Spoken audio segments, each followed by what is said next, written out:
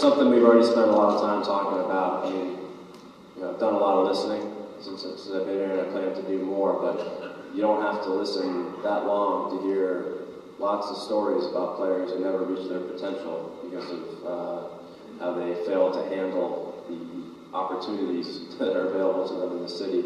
And it's been a factor in ruining some careers. And I'm sure it's been it's been an impediment to the Cubs in winning, especially what we're trying to do, develop a young core of players. Young players are more susceptible to this type of phenomenon because older players tend to be married and settle down and stay a little bit more. Young players have all the temptations that come with a big city, especially with the day game. So I think the approach that we're going to have is not just is the opposite of laissez-faire. We're not just going to say, this is the way it is. This is Chicago. Boys will be boys. I'm sure they'll get enough sleep. I'm sure they'll show up the next day ready to play.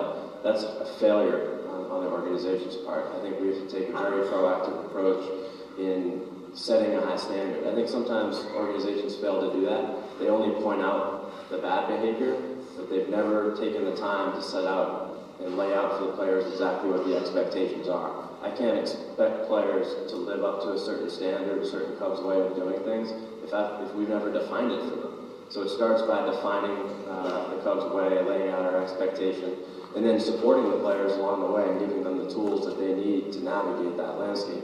It's difficult. I mean, players are blessed to be 21, 22 years old and have this kind of compensation and play in a city like this with fans like you guys and have the opportunities in front of them. At the same time, it's not easy. Think about what you were like when you were 21, 22, and if you had the opportunity to go out and be famous and have that type of nightlife every day. It's not the easiest thing in the world to navigate. So we need to give them tools. We already have plans in place to do so. There's going to be training during spring training. We're bringing in professionals, the Sport and Society Foundation that teaches the proper way to handle these social situations, the proper way to treat women with respect, the proper way to have a social life without letting it dominate your professional life.